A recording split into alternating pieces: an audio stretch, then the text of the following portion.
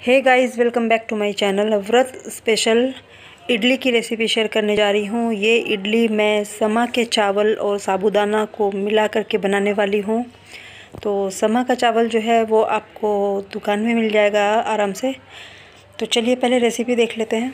तो आप देख सकते हैं यहाँ पे मैंने लिया है ये समा का चावल और इसे मैंने 2 घंटे के लिए भिगो लिया था। और इस वाले बोल से मैंने 2 बोल साबूदाना लिया है। आप कोई साबूदाना कम भी ले सकते हैं। और 2 घंटे तक भिगो के रखा और दोनों को भिगोने के लिए पानी इसके ऊपर होना चाहिए। अब इसे ग्राइंडिंग जार में मैं इसे ग्राइंड कर लूँगी, लेकिन इसमें ध्यान ये रखना है कि पानी बिल्कुल भी जाने नहीं देना है, क्योंकि इसे मैं दही के साथ ग्राइंड करने वाली हूँ। तो इसमें 4 से 6 चम्मच मैंने दही डाली है और इसे 2 बैच में मैंने ग्राइंड किया है।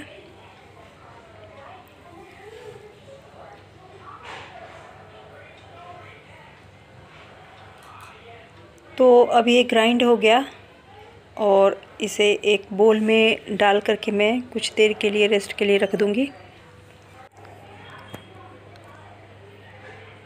तो साबूदाना को जब भी ग्राइंड करेंगे आप समा के चावल के साथ ही ग्राइंड करेंगे तो अच्छा होगा। मैंने अलग अलग किया था तो साबूदाना थोड़ा थिक रहता है और वो ग्राइंड करने में मुश्किल होता है।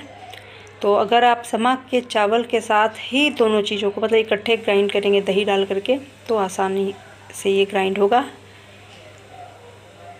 तो कंसिस्टेंसी आपने देख ली। अब यहाँ पे जो सांचा है इडली वाला उसे मैंने घी से ग्रीस कर लिया है।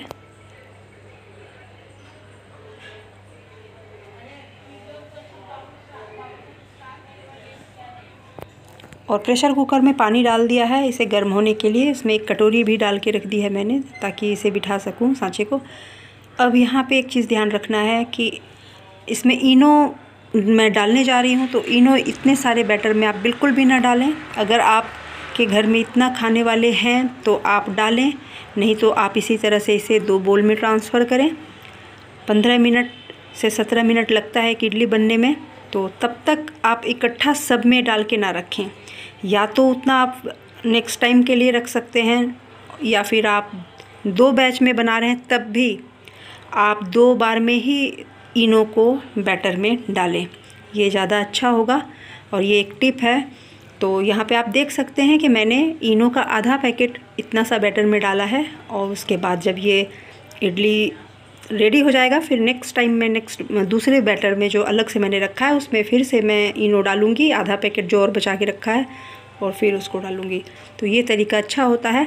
फिर ग्रीस किए हुए इडली सांचे में मैंने ये बैटर डाला है। बैटर जब आप डालें तो बिल्कुल भर भर के बिल्कुल भी ना डालें, क्योंकि ये फूलता है तो थोड़ा सा और ऊपर आ जाता है। और इसी तरह से आप देख सकते हैं पूरा भरा हुआ नहीं होना चाहिए।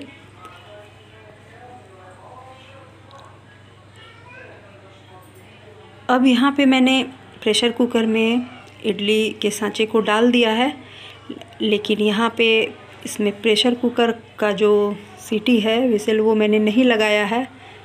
और इसे 15 मिनट के लिए बंद कर दिया। 15 मिनट के बाद आप चेक करें, 12 से 15 मिनट के बाद चेक करें। अगर हो जाता है तो ठीक है, नहीं होता है तो 2-3 मिनट और आप लगा दें।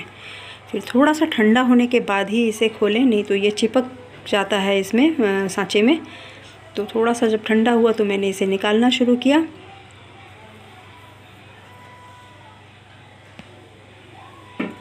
इस तरह से अगर आप रेसिपी अगर बना करके खाएंगे तो व्रत का एहसास नहीं होगा। और ये नारियल की चटनी है जो मैंने कल ऑलरेडी बना के डाली हुई है, लिंक डिस्क्रिप्शन बॉक्स में दे दूँगी, आप चेकआउट करना ना भूलें।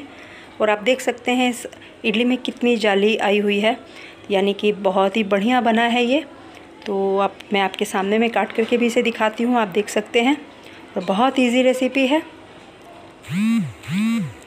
तो आप इसे बनाइए। आपके सामने में रेसिपी है और खा के फिर कमेंट करके मुझे बताइए। अच्छा लगता है तो लाइक कीजिए, शेयर कीजिए, चैनल को सब्सक्राइब कीजिए। देखने के लिए धन्यवाद।